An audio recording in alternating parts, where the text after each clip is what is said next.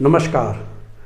वैसे तो मैंने प्रॉमिस किया था कि मैं इस मुद्दे पे कोई और वीडियो नहीं बनाऊंगा, फिर भी एक तीसरा और आखिरी बना देता हूँ। वो इसलिए क्योंकि शायद मेरे आखिरी वीडियो बनाने के बाद फिर वो 26 जनवरी वाला कांड हुआ, उसके बाद 28 जनवरी वाला कांड हुआ जिसे कहना चाहिए, जिसमें कि गाज़ीपुर बॉर्डर पे एक तथाकथित किसान नेता रो पड़े और जिसकी वजह से काफ़ी सिंपैथी उनको किसानों की मिली और फिर से ये आंदोलन आगे चल पड़ा है।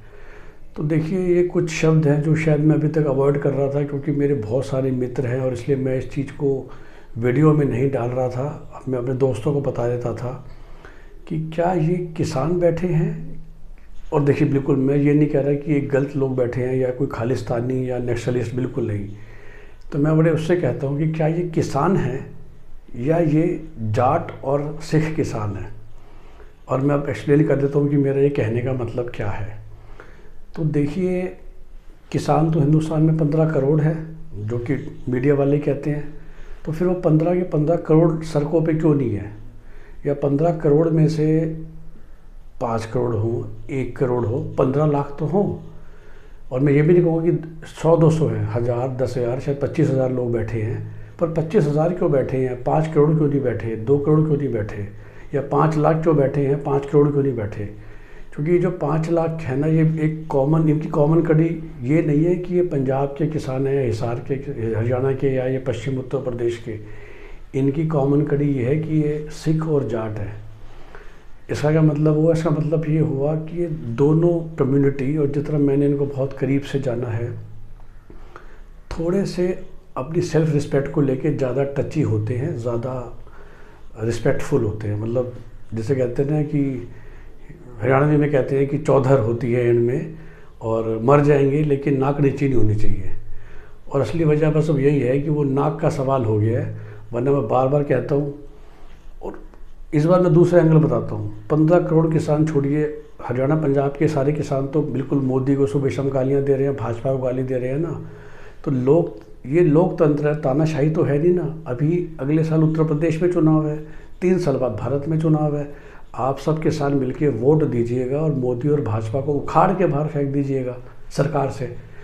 ये लॉ जो आज लग भी जाएंगे, क्या ये 4 साल में दुनिया बदल देंगे? और वैसे भी केंद्र सरकार तो कह चुकी है कि 1.5 साल के लिए तो कम से कम पोस्टपोन है, 1.5 का चलो 2 कर लेते हैं, ताकि आप लोग, आपकी चौधर और आपकी मूछें का ताव बरकरार रहे। और 2 साल बाद तो सारे के सारे किसान वैसे मोदी भाजपा से नाराज है। इनकी सरकारों को उखाड़ के फेंको, हरियाणा में भी, यूपी में भी, केंद्र में भी। अपनी मनपसंद पार्टी की बनवाओ जो आपके लिए लॉस को ज़िंदगी भर के लिए हटाई दे। है ना ये सोल्यूशन, सबको मालूम है।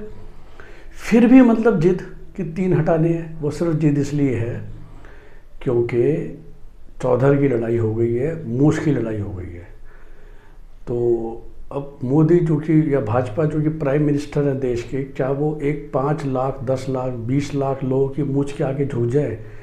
अगर एक बार आप झुक गए तो फिर बहुत गलत एग्जाम्पल सेट हो जाएगा पूरे हिंदुस्तान के लिए। फिर कुछ और लोग जिनकी खैर मूछ इतनी सॉलिड नहीं है, वो दोबारा बैठ जाएंगे CAA हटाने के लिए। फिर कुछ और दोबारा बैठ जाएंगे आर्टिकल 370 वापस लाने के लिए। फिर कुछ लोग बैठ जाएंगे राम मंदिर की कंस्ट्रक्शन रोकने के लिए। फिर बहुत सारे लोग बैठ जाएंगे कावेरी रिवर के पानी के लिए।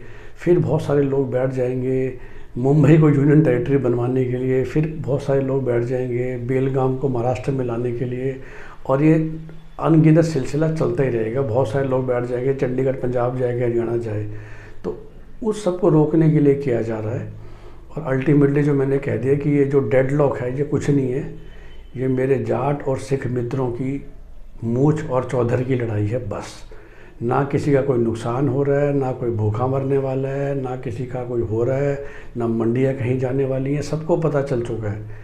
लेकिन समस्या ये है कि एक बार जो 10 दिन के लिए आके बैठ गए, तो शायद जो लोग इस कम्युनिटी से बिलोंग नहीं करते वो समझ भी नहीं पाएंगे कि मूछ की लड़ाई कितनी बड़ी होती है। कि ये दोनों ही कौम ऐसी होती हैं जो अपनी शान और आन के लिए मरने को तैयार होती हैं। और इसीलिए हिंदुस्तान की फ़ौज में भी तो सबसे ज़्यादा इन्हीं 2 कम्युनिटी के सैनिक होते हैं ना।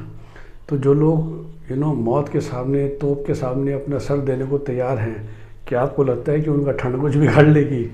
या जो लद्दाख में और कश्मीर में -25 डिग्री में बैठे हुए हैं, उस उन कौम को ये 4 डिग्री दिल्ली की ठंड क्या डराएगी।